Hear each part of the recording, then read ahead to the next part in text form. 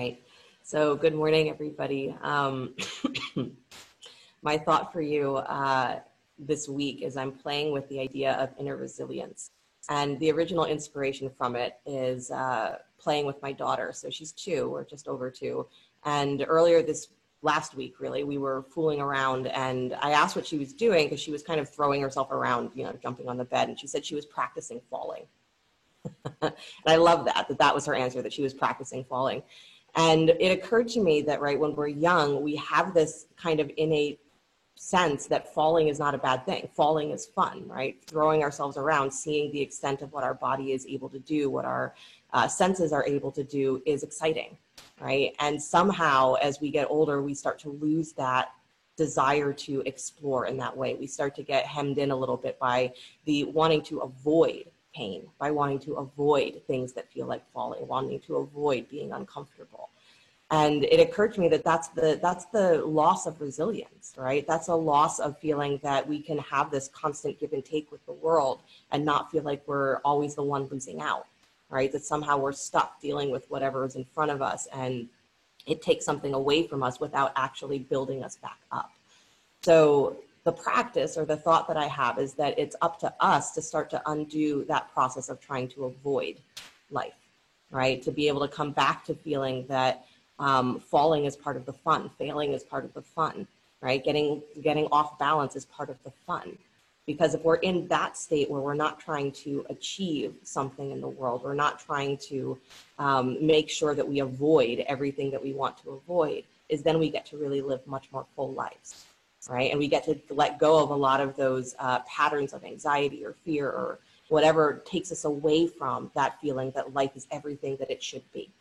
Right? And yoga tells us that when we get out of that state of mind that is convinced that we have to avoid, right, attachment and aversion, we have to try to avoid certain things and try to grab onto others, is that what we fall into is a state of bliss, right? What's underneath that is the state where nothing is missing and there's nothing to avoid and nothing to run from. And not because anything has changed in its nature, but because we're in a state where everything that comes to us becomes part of the excitement. Everything that comes to us becomes part of the joy of actually playing with your life, experiencing your full life.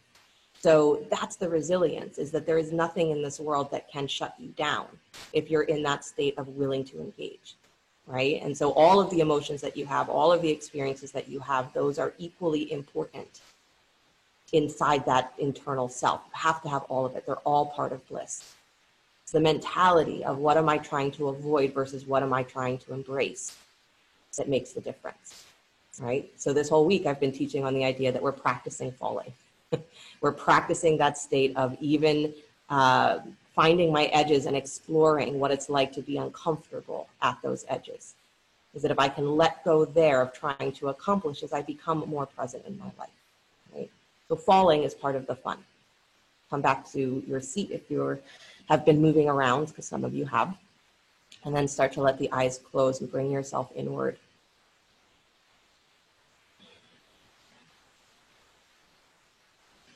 The concept that if you can let go of that state of mind that wants to achieve, the state of mind that's worried about pain or worried about failure, then what you fall into is bliss. Wouldn't it be great if in that act of falling, we're not concerned about what we're falling from, but what we're falling into?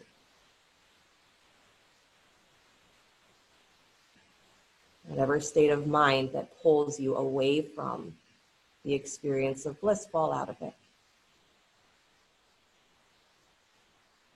Let your breath be that first place that brings you back in.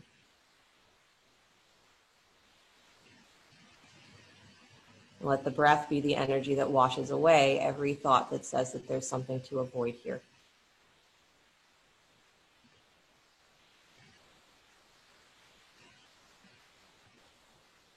You just be in the expansion and the contraction of your breath, because that's the heartbeat of creation, your breath.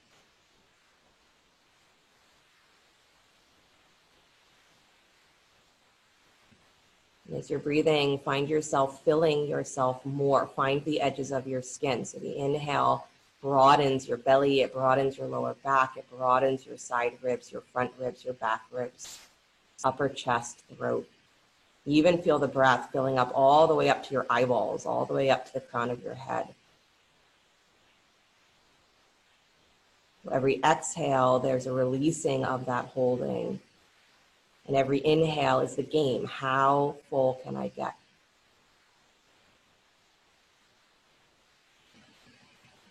Can I keep inhaling past the point that I think that it's just easy to breathe and feel myself fuller?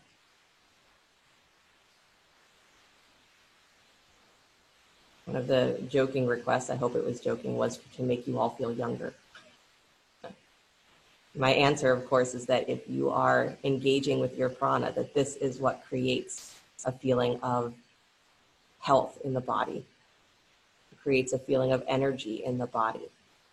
When our mind is focused outward, we lose that prana out in the world. When we're trying to achieve, we lose that prana. It goes out from us. We breathe deeper to bring it back in. When your mind is engaged with living fully in this moment, your prana becomes yours again. You will feel younger, more energized. Last breath, breathe as deeply and widely as you can, all the way up to your eyeballs, to the crown of your head, maybe even past that. And then exhale, let it all go with the intention that you are ready to play. And bring the hands together in front of the heart. We'll open with the sound of Om. Deep breath in.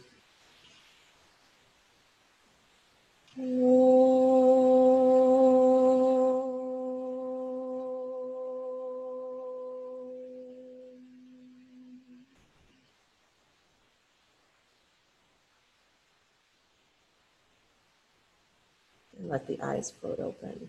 Nice, you guys. So stay seated as you are, and then take your hands to the front of the knees or the thighs, please, and start to just circle your torso. Make nice big spirals with your spine.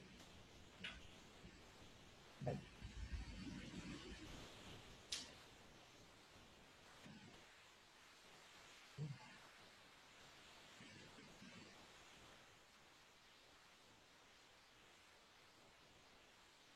Nice.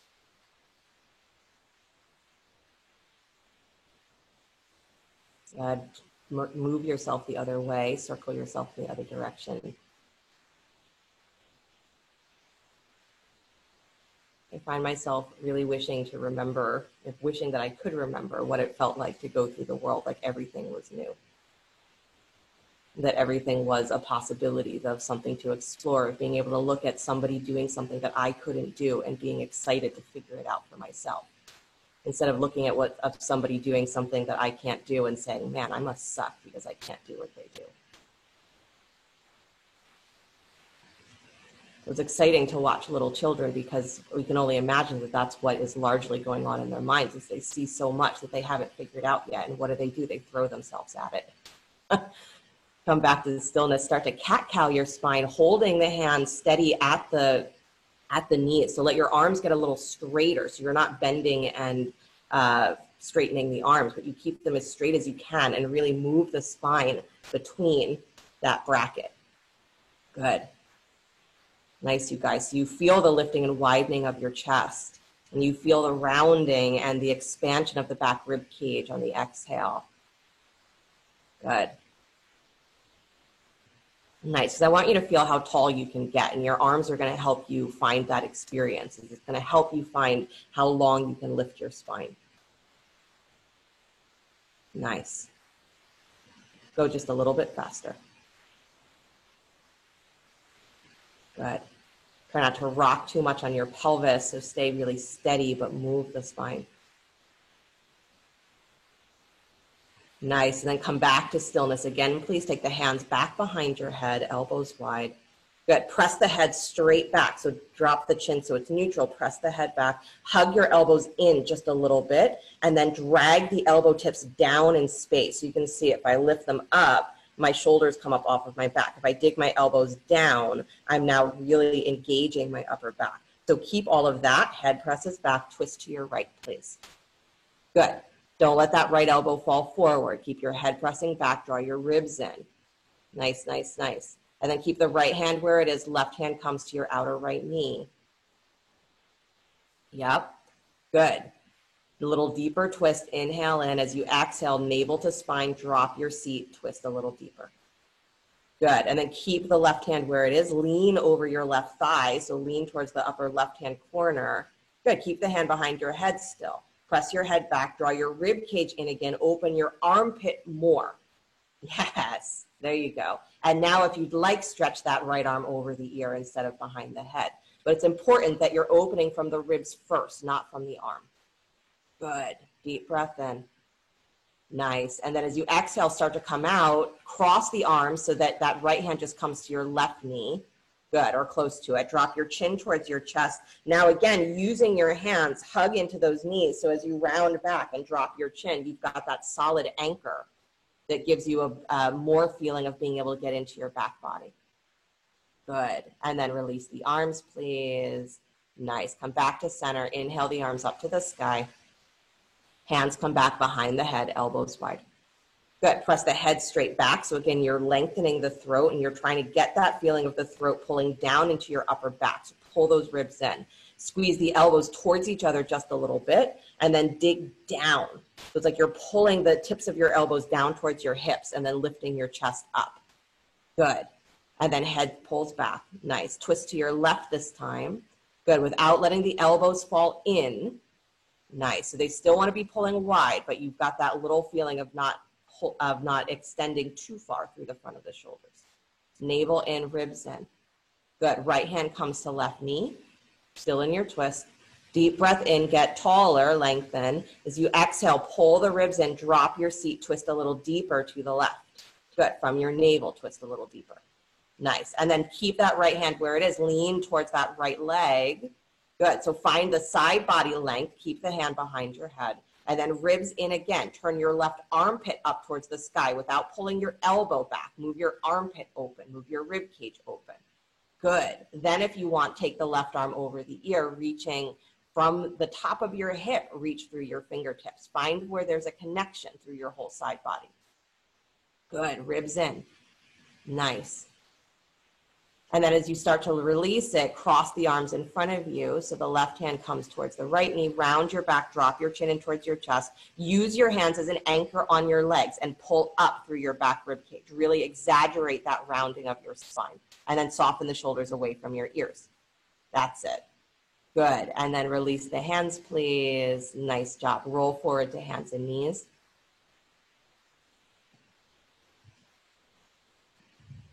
Good, do a little bit of hip circling.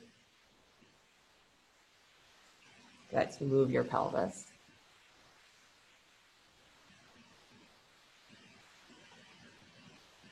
And then take yourself the other direction.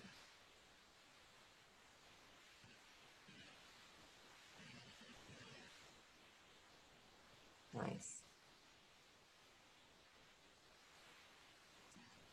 Good, and then bring yourself back to stillness, please. Spread the fingers wide, tuck the toes, lift the hips, come into downward facing dog.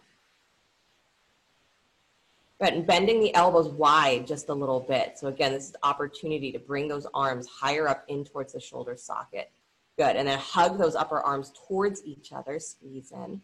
Good, and then push out through your fingertips as you pull your lower armpits up towards your hips and extend through the crown of your head. So push through the hands to take the arms a little straighter.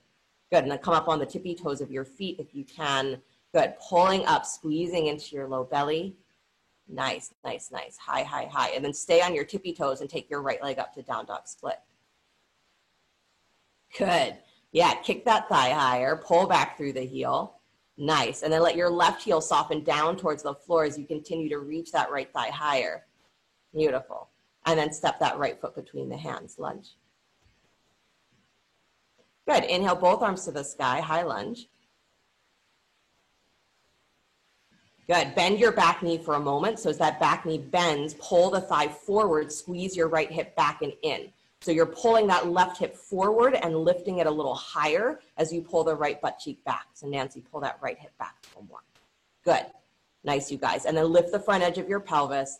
Beautiful. Maintain that. Start to straighten the back thigh. take your hands back behind your head, elbows wide. Good, same energy, throat goes back, pull those elbows slightly forward, dig the elbow tips down so your upper back is really awake, pull your ribs in. Twist towards that front leg, so twist towards your right. Good, without letting the hips swivel out to the side, so that front knee's gotta pull in towards the midline, second toe. Good, and that left hip has to pull forward, but left inner thigh pulls up and back. Nice, you guys. Left hand comes to outer right knee, please. Good. And then lean your torso forward, stretch the right arm over the ear. Good, reaching on that diagonal. You can drop the left forearm onto the thigh if that works better than the hand. Good, but keep that back thigh lifted. Nice, right hip pulls in. You got it, Nancy. Left forearm onto the thigh, right arm over the ear. Good, Sherry. One more breath. Good, come all the way back up to center. Inhale the arms up to the sky. Nice, you guys. And then release the hands down to the floor. Good, drop the back knee. Use a blanket there if you'd like. Take both hands inside the front foot. Good, walk towards the upper left-hand corner of your mat. Nice, up on fingertips, please, and maybe separate your hands a little wider so your shoulders have some space. Good, and then you're giving yourself the chance to do a little push-up action here. So as you exhale, you're letting your elbows go wide and dropping your chest towards the floor. But I want you inside that front foot. So I know sometimes we do this with the knee out to the side, but today you're keeping the foot flat. Good, so I want you out towards the corner of your mat, hands wide, letting yourself drop into the push-up. So if you're doing a lot of muscly stuff with your arms, I don't want you to focus on it being muscly stuff with your arms. Wideness of your chest is the goal. That's it. Good. When you've done 1,000,000, come back to center. If you've lost count, do one more. And then walk yourself back in towards that front foot, please. Good. Take your left hand to the floor. Take your right arm to the sky. Good. Let yourself fall into that left hand just a little bit more. Good. Move the belly back. Move the throat back. Good. Spinal twist. And then keep that right foot flat to the floor. Lift your back knee up. Come into a higher lunge. Yeah, and then squeeze the feet towards each other, please. Arms are gonna stay straight out from the shoulders. You're coming into a standing twist. So reach that right arm up and back. Shoulders come on top of your hips. Your right hand's gonna reach back behind you. Your left hand's gonna reach forward. So you're back in a high lunge, but twisted with the arms straight. There you go. Yep, yep, yep, all the way up. Ken, all the way up, shoulders all the way up. There you go, belly twisted to the right. You got it. Nice. And then release the hand back down to the floor, still in the twist. I know. Good. And then release the right hand down as well. Step back, downward facing dog. Inhale your breath. Drop your knees to the floor. Exhale, child's pose. Good. I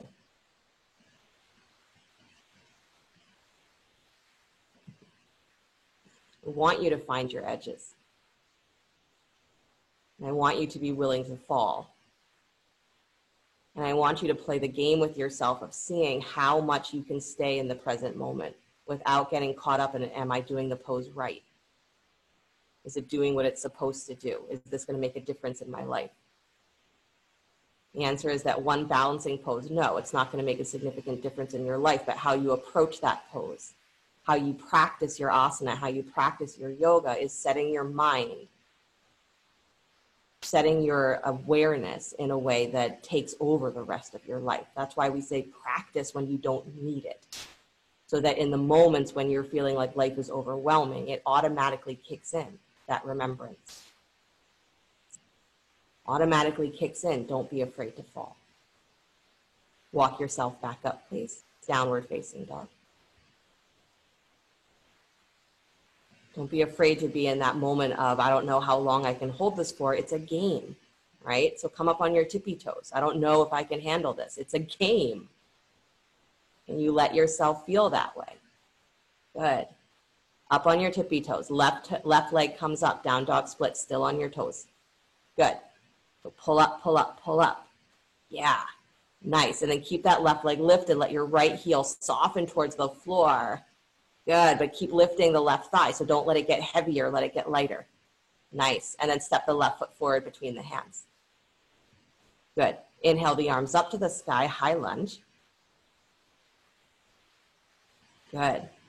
For a moment, bend your back knee. So as the back knee bends, you pull that thigh forward. So your hips are going to feel like they move back in space because you're keeping your shoulders right on top of your hips. So bend that back knee almost as much as your front knee and squeeze your back knee towards your front ankle. Squeeze them together. Good. So hips come forward. Beautiful. Hands come back behind your head. Maintain that feeling of your pelvis lift up through the front of your hip points. Start to straighten the back thigh again, but don't let your pelvis fall forward. Good. And then hug the elbows in a tiny bit as you push back through the length of your throat. Dig your elbow tips down, twist to your left. Good. Don't let that back thigh buckle. Don't let your shoulders lean forward. Keep that long line on your rib cage, long line of the side body. Good. Nice, you guys. And then you're letting your right hand come down towards that left knee for a moment. Just find your twist there. And then start to maybe come forward more so that the forearm can rest on the thigh. Good. Leaning towards that upper right-hand corner of your mat. Open the left rib cage and then take that left arm over the ear. Good. Don't let your back thigh sag. Pull it up. Pull the front of your pelvis up off of your front thigh. Nice. Squeeze that left hip back and in. Beautiful. How long can you stay here without getting upset with yourself or me? Beautiful. Nice, you guys. Good. Come all the way back to center. Inhale the arms up. And then release the hands down to the floor. Good job. Both hands come inside the front foot. Drop the back knee. Walk yourself towards the upper right-hand corner of your mat. So I want you to give yourself a lot of space. So the idea that you can come up on your fingertips and take your hands a little wider inside that foot means that you've got to move your side body away from the inside of your left hip. That's what I want, is space there. Then up on your fingertips, start to let yourself breathe into that push-up where you're exhaling, dropping into the wideness of your chest. Good. And rising up. Nice, you guys. Let it be just an action of your breath.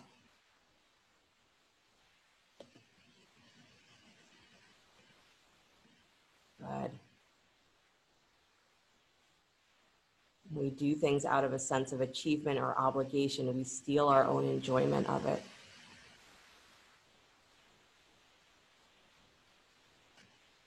Good. Do one more. And then walk yourself back in, please. Nice. Right hand plants left arm to the sky, spinal twist. Good. Letting yourself fall towards that right hand a little more. So you're letting, again, your belly move back away from your thigh, opening your ribs. Good. Harriet, just watch that knee that it doesn't go out too far to the left. Good. And then tuck your back toes, please. Lift your back knee up. Come into that higher twist. Go ahead, Tara. Just pull that left hip in towards the midline. Yep, don't let it fall out to the side. Good, and then squeeze your feet towards each other. Come up into the standing version of the twist. So pull back through that left arm. Good, right arm forward. Yeah, how difficult it is for you to transition from one pose to the next. That's part of this idea of resilience. So you should be in a standing twist where your shoulders are right on top of your hips, all the way up vertical. All the way up vertical, Tara. Yep, like you're standing up straight. There you go, I know. Good. Nice, you guys. And then release that right hand back to the floor, still in the twist. Good. And then release that hand down to the floor. Nice job. Step back, downward facing dog. Did you remember to breathe through any of it? No. Knees to the floor, child's pose.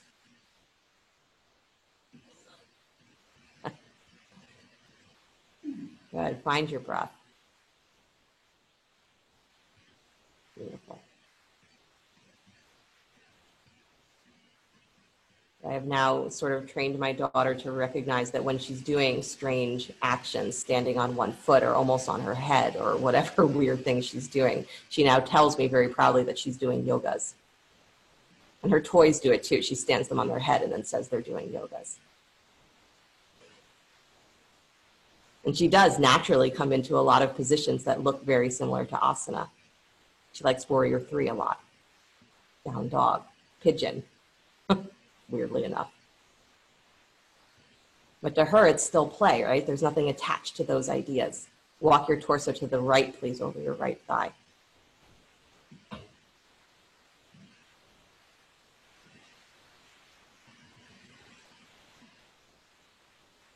And you come back to a state of mind where whatever you have attached to the ideas of your practice, your asana, whatever the aspects of your life are that are the most pressing, whatever you've attached to them, you fall out of that. Come back to center, go to the left.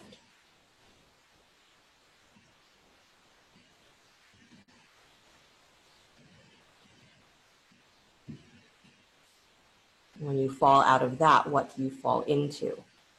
Because again, my definition for bliss tends to go towards there's just a state where there's nothing that's missing. Fullness, completeness, nothing to run from or to. The actual experience of that is going to feel unique to you. Come back to center, right? The words don't mean anything in comparison to the feeling. You have to find it. When you fall out of that state of mind, what do you fall into? Good. Keep your forehead on the floor, please. Take your hands back towards your ankles. Yep, you might have to bring your knees closer if they're very, very wide, but reach back towards your ankles and then hold the lower edges of your legs or your feet. And then start to roll up to the crown of your head. Lift your hips, round your back a lot. So pull up, pull up, pull up. But don't lean your weight into your head. So you're rolling forward, but you're pulling up through your back ribs so much that it's like the top of the head is weightless. Good. And then release the hips back down towards your heels. Nice. And then same thing again. You're rolling up to the crown of your head, rounding your back body. Again, not pushing weight into your head. And hands, if they can't hold the feet, that's fine. They can be alongside you. Good. And then releasing the hips back. Third time, either keep the hands where they are or take the hands to your lower spine, interlace the fingers. Good. Hug those upper arms in.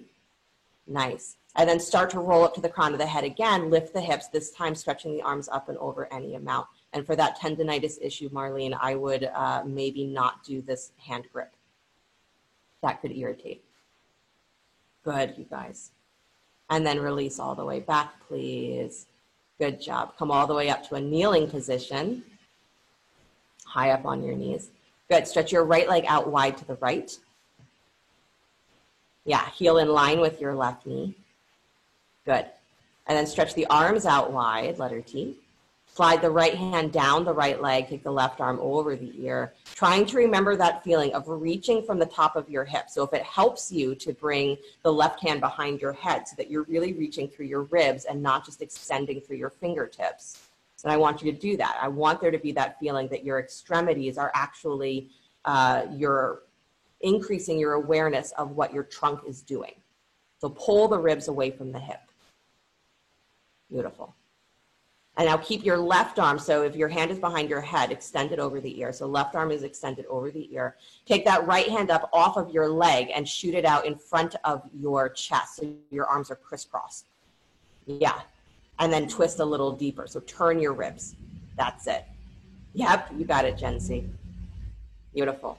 And then pull yourself all the way back up to center. Arms go wide, letter T. Nice job. You will feel younger with all this twisting, I promise. Reach the left hand out and down, down towards the floor. Good. Right arm extends over the ear. Nice. Again, length of your side body. Pull from armpit to the edge of that outer heel. Good. Don't let your ribs fall open to the sky here in a way that's unrealistic. Keep your pelvis level. So that left hip and thigh crease has to pull back a little bit. Good. Now lean onto that left hand a little bit more. Float the right leg up. Alana's been there for like the last 5 minutes with her leg lifted. Good. Come into the balance. Maybe bend that right knee, kick your heel back and reach for the foot. Or take your hand to your lower back or back behind your head if reaching for the foot doesn't make any sense.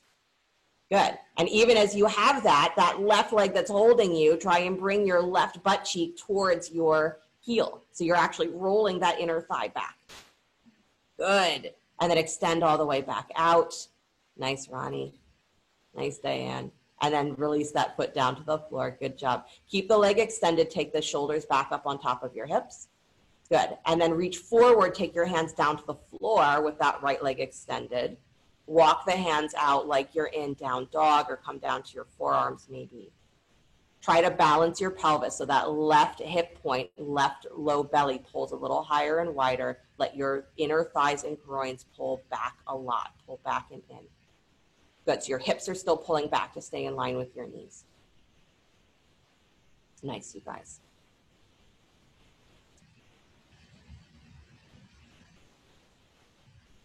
Good. As soon as you let go of the desire to achieve or the desire to avoid failure, discomfort, and come back to an idea, an experience of your life as exploration, play. It doesn't mean that nothing matters, but it means that how you interpret what is mattering to you holds a different place. It doesn't take anything away from you. Good. Walk yourself back up, please. Hands back up to your hips. Switch the legs so the right knee comes underneath the right hip. Left leg comes out to the side. Good. Left heel in line with your right knee. So if that leg is too far back, it's going to set your pelvis out of neutral, right? So bring it forward a little bit more. Good. And then slide the left arm down the left leg, please. Right arm comes over the ear, or again, hand can be behind the head if you prefer. Nice. And remember, the point of this is that you are trying to extend your side rib. So I like that curling through the right side, that you get really deep into the right side body. But now I want you to also see if you can push your left rib cage out longer over your left leg. So see if you can move your ribs sideways in the lateral way. Good. So your left side body gets longer, and then the right side body can get longer on top of that. Really nice, Michelle. Good. Beautiful, you guys. And then if that right arm is not already extended over your ear, take it long. Float the left arm up off of the left leg. Shoot it out straight in line with your chest so that your arms are crisscrossed. Good. And you're still leaning as much as you can to the left, but you're using that left arm to tuck your left rib cage under, open your right side body more. That's it. Keep breathing. And then come all the way back up. Extend the arms out wide. Good job, you guys. Nice. Take the right arm out wide to the right now. Let that hand touch down to the floor or a block if you need. Left arm comes over the ear. Reach long through your side body. Good. Nice, you guys. And then let your weight lean onto that right hand a little bit more. Lift the left leg up parallel to the floor. Find the balance. You still have to send the groin and the inner thigh of that supporting leg back and in though. So don't let it start to push forward. Good. And then optional, again, if you want to play, is to bend that left knee, kick your heel back, reach back for the foot or the ankle, or taking the hand to your low back or behind your head if reaching the foot doesn't feel like a reasonable option. Go ahead, Sherry. Just lean onto that right hand a little bit more, and you're going to have more space. That's it. Yep. Awesome. Good. And then extend all the way back out. Nice, Heidi. Nice, Debbie. Good. Bring that left foot back down to the floor. Take the arms back up, letter T. Nice. And then take the hands forward, walk yourself into that forward fold with the left leg extended. That's, so Alice, it looks like your left foot has come back a little bit far, so just bring it forward in line with your knee again. Nice, you guys. And then the inner thighs are rolling back. You're moving your hips back in space to keep them in line with your knees. Beautiful.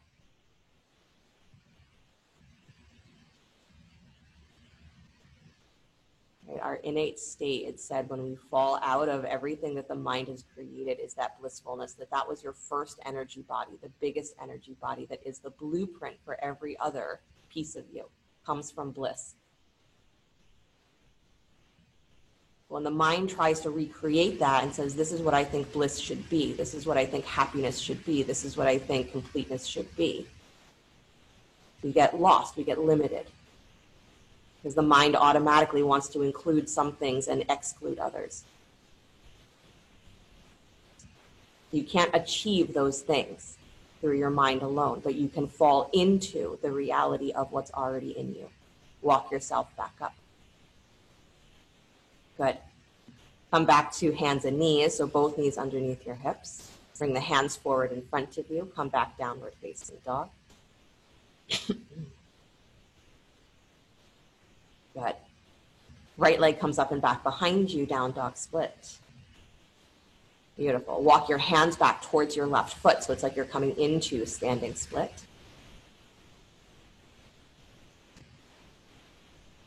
Nice. Keep lifting that right leg. Good. And then play, hands on the floor or blocks, come up onto the tippy toes of your left foot.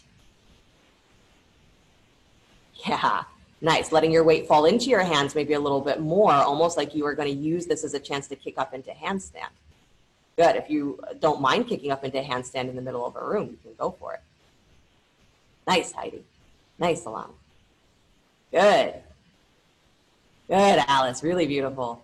And then take your breath, feet back on the floor, walk your hands back forward to that down dog split. I know, I said it in a way that made it too easy for you. Beautiful. And then bring that right knee forward and wide for pigeon, please. Good. Letting the left leg slide back, set your pelvis. Right hip moves back, left hip spins forward. Nice. And then walk yourself straight ahead. Find your resting pigeon. Good.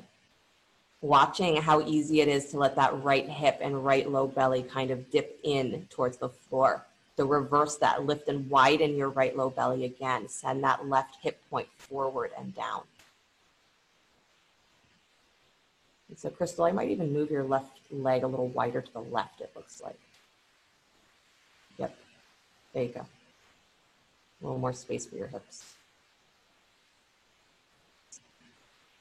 Nice, you guys. And you even begin to imagine that you have a bliss body.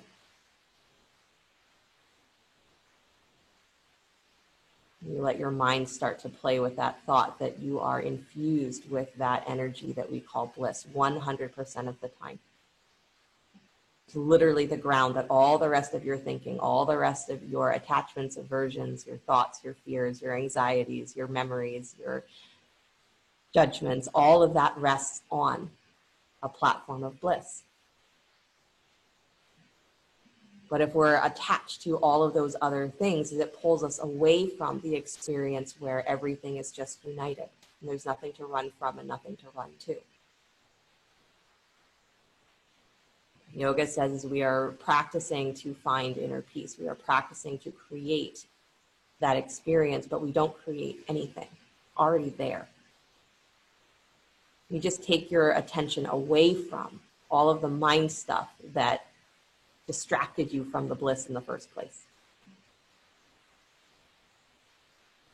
And there's still stuff to be done in the world. There's still moments of challenge. There's still moments of wondering what can be done, what can't be done. That doesn't change.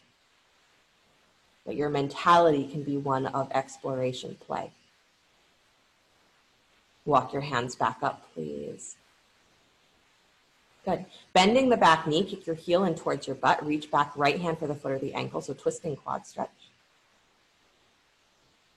And you're digging that back knee down and squeezing in. So again, you're squeezing the back leg and the front leg towards each other, just like you did in that high lunge. Opportunity here for those of you who are comfortable, take that left arm up alongside your ear, balance in your twisting quad stretch.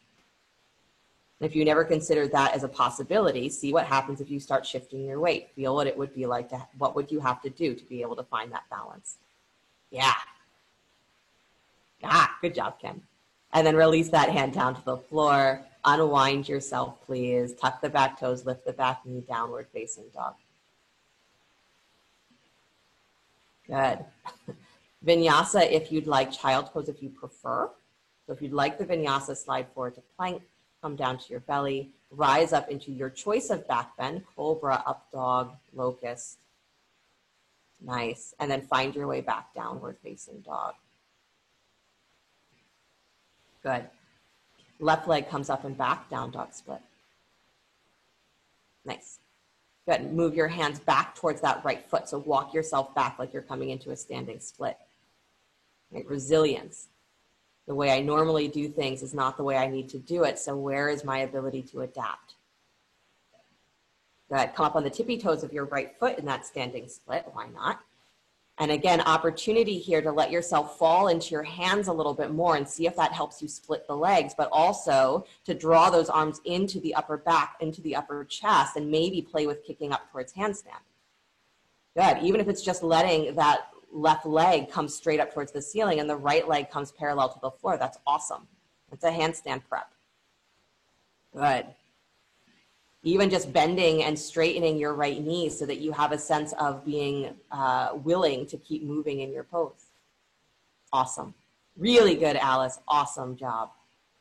And then go ahead, find that split again. Good, Alana. Walk the hands forward back to down dog split. Yeah. And then bring that left knee forward in wide pigeon. Good job, you guys.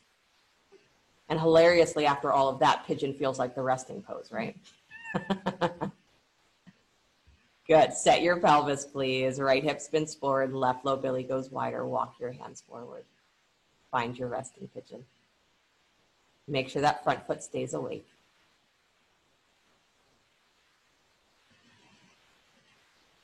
That is what's hilarious, that if you don't think about what you're trying to achieve or not achieve, you don't think about what you've attached to one pose or another.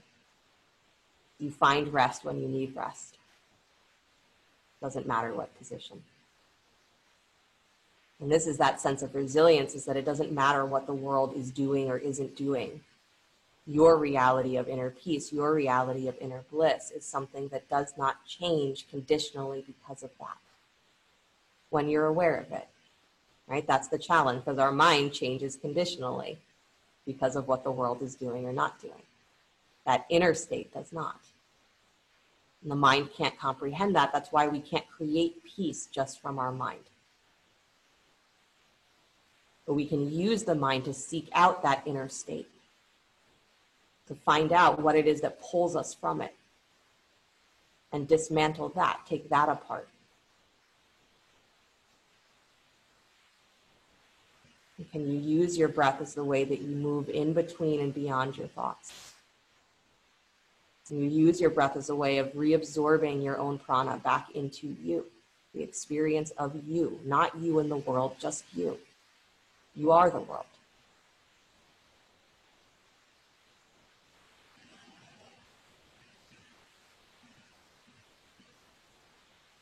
You create nothing with this practice.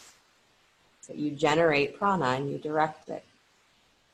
You have your ability to use this practice as a way of rediscovering what's already there. And then sticking with it, living with it.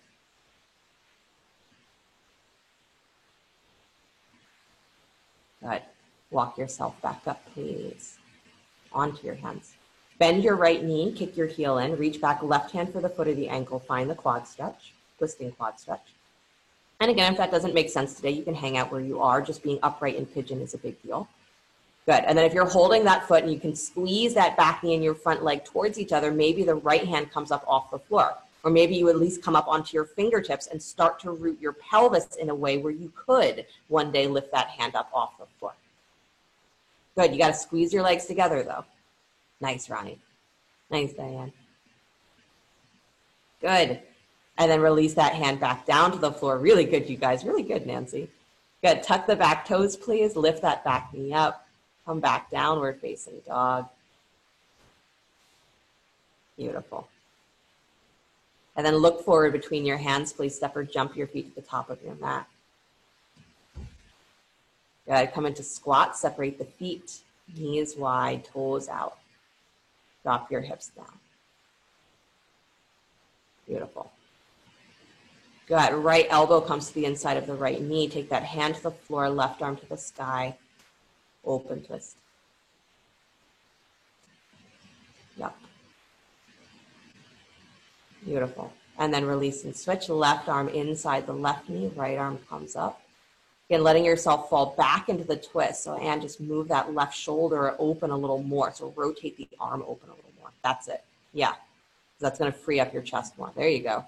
There you go. Good. And then release that hand back down to the floor, please. Good. Turn your toes forward just a little bit. Opportunity for crow pose. If you'd like to come up onto the tippy toes of your feet. Good. Letting your hands drop down towards the floor. Bend those elbows. So Marlene, you skipped this. But you can come into a little balancing boat pose if you want. So you can balance on your sit bones and lift the legs up like you're in a squat, but balancing on your sit bones. So you can play with that. Good. If you're coming into crow, you're letting your weight come forward, round into your back a lot. Pull those back ribs in. Squeeze the knees in. Good. And then I gave this opportunity yesterday. If you're in crow and you want to play with dropping forward onto your forehead, not your forehead, sorry, top of your head for a headstand, go for it. Good. Really nice, you guys. Good, Ronnie. Squeeze those elbows in. Beautiful, you guys. You can always sit in Baddha Konasana if you're just done. Good. And then if you're in headstand, you got to come back down, bring your knees back onto your upper arms and see if you can float yourself back up into crow. Nice. Good. Nice, Alice. And then release yourself back down to sit. Really good, you guys. Doesn't matter if you succeeded or not. Good. Bottoms of the feet together. Let your knees go wide. Baddha Konasana. Good. Take your hands back behind you in your Baddha Konasana. Good. Fingers can point back towards the wall or towards whatever's behind you. So point the fingers away from you and move your hands out a little wider. Good. So you're not trying to see how narrow you can get. You want your hands spread wide, almost like you're trying to make a little, tripod for yourself. Good. Little kickstands. And I want you to lean back into your hands. So walk your hands back far enough that you can lean back a little bit. Good. And let the pelvis drop open.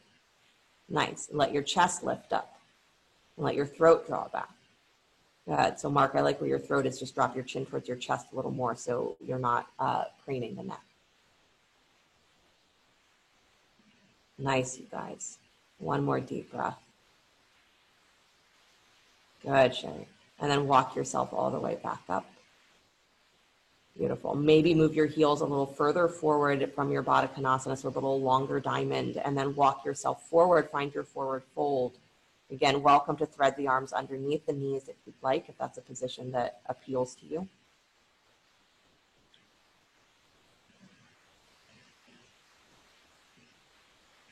Good. And again, if you are doing that threading underneath the knees, stay really conscious of the wideness of your chest. So don't let that be a reason why your shoulders hunch in and narrow. Keep your chest wide.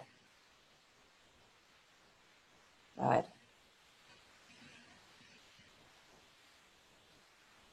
Beautiful, you guys. And then slowly release, come all the way back out. Good. Keep your knees bent. Come up onto your tippy toes. So bring your knees up a little bit more. Come up onto the tippy toes of your feet. Balance on your sit bones. Good. And then reach your hands inside the knees. Find your ankles. So it's like your legs are still in Baddha Konasana. Still take your knees wide. But just reach for your ankles and then lift your feet up off the floor. Yep. Balancing like you're in boat pose in Baddha Konasana. Yep. That's it. Chest lifted. Chest wide. Good. And then stay there, but stay in your balance, but straighten the legs. Come out into a wide straddle. Good. If straightening the legs is just not possible, hold behind the knees, keep the knees bent, but take the legs out wider. That's it. Yeah. So Rosalind, you can go that way. You can go wider. Yeah. And then for fun, you got to really squeeze those legs towards each other. Take your arms up, no hands. Good. Balance, no hands. Awesome. And then see if you can do it no hands. Bring the bottoms of your feet back together. Baddha Konasana, still balancing. Nice. Imagine you have a rubber duck between your feet. Good. And then heels come back down to the floor. Good. Fall forward, Baddha Konasana. That's my daughter has also started doing. Balancing like that with a rubber duck between her feet. I'm just saying, there's a lot of possibilities out in the world that you have not tried. Or that you haven't tried in a long time. And can you treat your life as that exploration, not what do I need to do to feel like a success, but what do I get to do? What do I want to do because it's fun, because it's exciting, because I want to see what I'm made of. I want to know. Yoga is self-realization. I want to know who I am. I can't do that if I'm caught between avoiding certain experiences and running towards others. Walk yourself back up. Good. Scoot yourself forward. Come onto your backs. Grab a block. Bend your knees. Lift your hips. Place the block underneath your sacrum.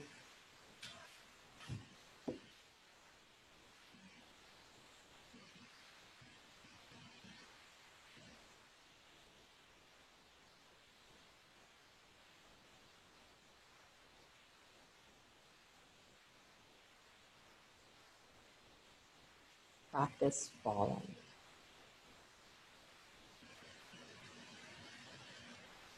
Practice not feeling completely sure of yourself. Practice feeling like you're not in charge. Practice feeling like all of those realities can be true and you're still okay.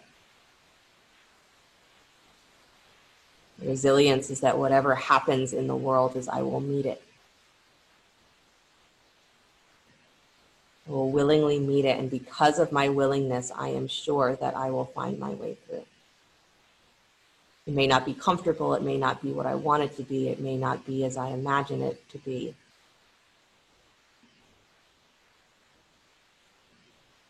If you are willing to be in the experience of the moment, you will be there. If you are looking somewhere else, then you will be there. You'll miss what's here. It's part of what's here.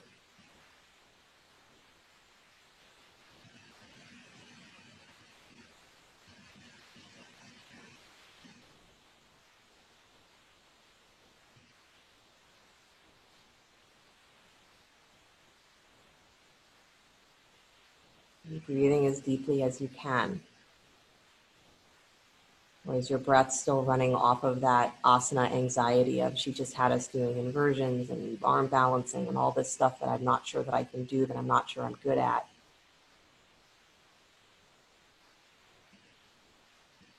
Is your mind still running your breath that way? And can you switch it so that your breath starts to run your mind? Your breath starts to pull your mind back into a state that is deeper and calmer.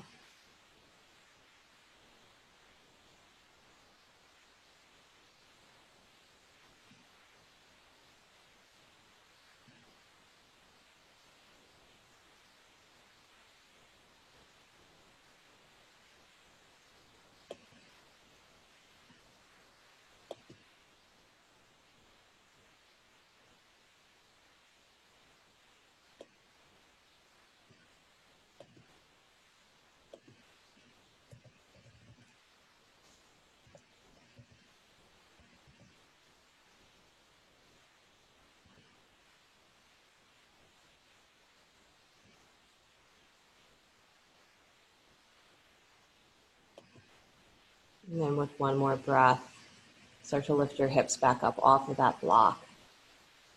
Place it to the side. Good, let your hips settle back down towards the floor. Good.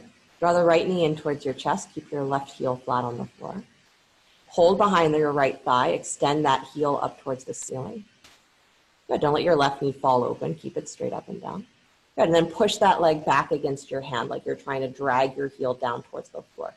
Good. Push your low back down towards the floor. Move your thigh creases forward away from your belly. So it's like you're lengthening the entire back of your spine. Good. You're hollowing the space of the front of the pelvis. Excuse me. Good. Push that thigh back against your hands. And don't squeeze your left butt cheek to do it. Good. One more breath. Nice. And then release, please. Bending the right knee, crossing the ankle over the left thigh. Good. Lift the left shin up parallel to the floor. Reach through to hold that left thigh and then pull in. So drag the legs in, flex the feet. Good. And I know we often say stay parallel, but I want you to actually just go ahead and pull the knees in as much as they want to go. And then just push back out through your lower spine.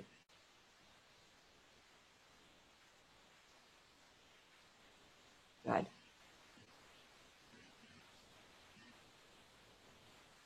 Nice, you guys. And then go ahead and release that, please. Stretch the left leg straight out in front of you. Pull the right knee in towards your chest. Come into spinal twist, so bringing the right knee across your body. And optional is to take that right leg out to straight, so a straight-legged twist, either holding behind the knee or reaching for the foot, whatever is most accessible. Good. And again, that's optional. So keeping the knee bent feels like the more reasonable position, the more freeing position for your spine. Stay with that. Good. Push back through the back of your sacrum just a little bit, whatever position you're in. Good. If you're in that straight leg, try and draw the top of that right hip down towards your left heel so it's not hiking up. It has a tendency to hike up. Nice. And then come back to center, please. Squeezing that knee in. Good. And then place the right foot down to the floor, foot flat. Bring the left knee in towards your chest. Squeeze in. Hold behind the left thigh. Extend the left heel up towards the ceiling. Good. And so again, I want you focused here with this hamstring stretch, not on how much can I pull my leg in or how straight can I get it or any of that, but I want you focused on also how the leg is sitting in your pelvis, right? Because that makes a big difference in how our hamstrings actually get stretch and increase flexibility. So I want you to keep that feeling that you are tilting your thigh creases down towards the floor. Good, like you're trying to move the tops of your thighs away from your belly. So you're pushing that left thigh back against your hands, but even that right thigh is rotating in and down. So your pelvis is staying more neutral. So Sherry, just bend the right knee so that the foot is flat on the floor. There you go. Yeah, so find your pelvis and then pull that left thigh back against that and then push against the hands. The resistance is what matters here. Good, long, long sacrum. And then you can reach up through the heel on your mat. Good. Nice, you guys. And then release that stretch, bend the left knee, place the ankle on top of the right thigh. Good, lift your right shin parallel to the floor, reach through the whole of the right leg. And again, flexing both feet, draw the knees in towards the chest, pull the legs in. Good. And push out through your lower spine. You're drawing the low belly in, but then pushing out through your sacrum. Tail down towards the floor. Good. And then slowly unwind that, please. Hugging the left knee in, extend the right leg out on the floor. Come into spinal twist, taking the left knee across the body. Again, coming into a straight leg twist if you choose. And you can hold behind the thigh or reach for the foot. Watch out for any birds that happen to be there. Because some of you have birds.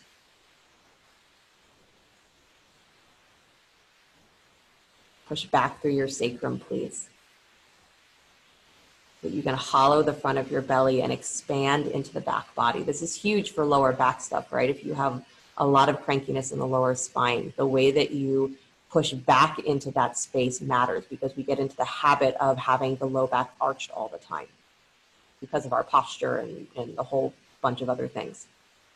So even in this twist, can you push back through your sacrum? Take that arch out of the spine so that it can breathe a little bit wider. Good.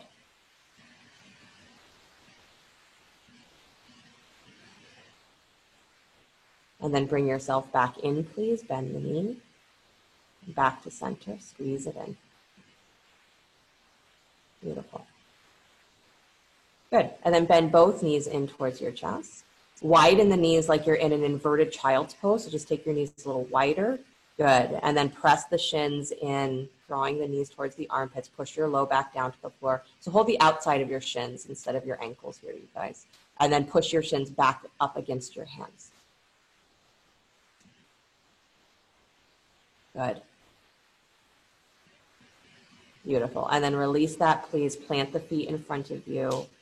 Hips width apart. One bridge pose, using your own energy. Root the arms in whichever way you prefer. It can be robot arms or arms straight. Good. Lift from your armpits. Find the wideness of your chest, the length of your throat. And then as your armpits rise up, your ribs rise up, let the hips float up to meet it. Push through your feet. Good. And can you feel the breath circulating, that the inhale lifts up through your chest and extends all the way through the front of the body, down through the feet, and it recycles. On that exhale, you send it down through the feet, and then the inhale, it rises back up through the chest, passes over through the body, exhales down the legs. Feel the circulation of the breath, inhaling up through the chest, out through the body, down through the legs on the exhale. One more time, inhaling up through the chest, let yourself get more full through the pose. Exhaling down through the feet. Release your hips down to the floor. Beautiful. Take a couple of breaths there.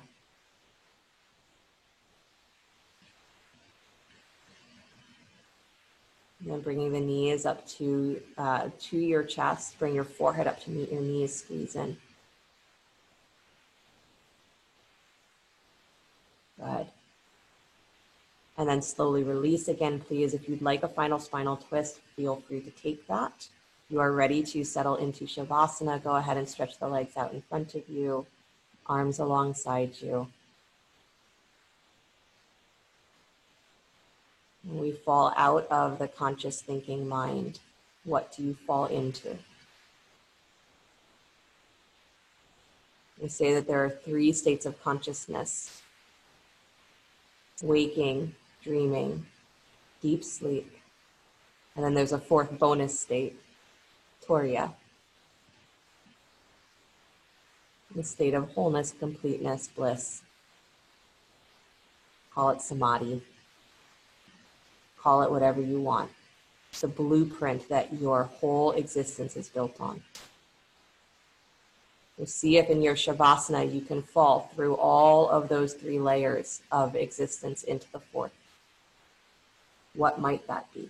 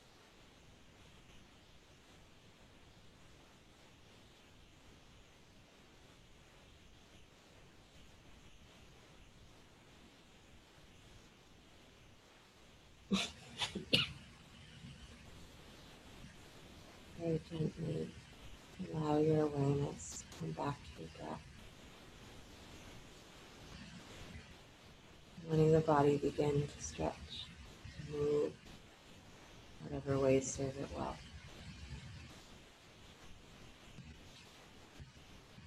As you're ready, draw the knees in towards your chest.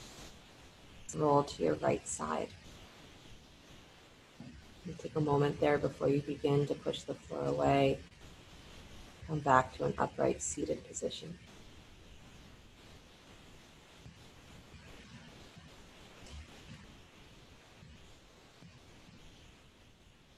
Bring the hands together in front of the heart center or palm to palm, or whatever mudra has been serving you. And the remembrance is that we are built from a place of bliss. The blueprint for our existence comes first from the bliss body, and then that feeds into everything else. So wherever it is you find yourself most present in your life or in your own body, in your own mind, is don't forget that even that is built upon bliss. And so we practice yoga, we practice this idea of self-realization as a way of coming back to that state that is our most innate self, that is the source of resilience, that says that we're able to be in the world constantly changing and shifting, and to know that it doesn't take anything away from us. That's a huge one for understanding wholeness, is that there's nothing in the world that can take anything away from you if you know who and what you are. So we come back to that remembrance so that we're willing to meet the world, whatever it is, and feel that what the world gives us is we have the chance to give it back bigger. The chance to feel and know yourself in a much bigger way. You come back to a state that is exploration, it's play. How much of myself can I find, because the world keeps changing and shifting and giving me new chances to find out what I'm made of. We have this inner resilience, but we forget to use it. We forget to rely on it. So we practice not to create bliss, but to learn to access it again consciously, because it's already you.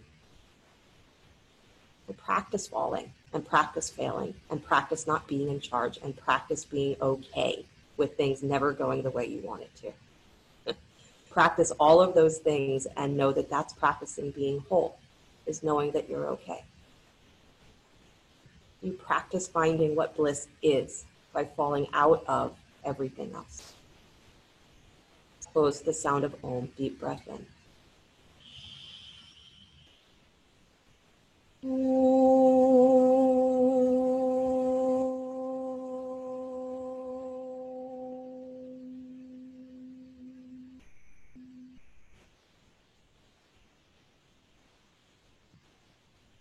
Sliding the thumbs up to the space between the eyebrows. Namaste, everybody.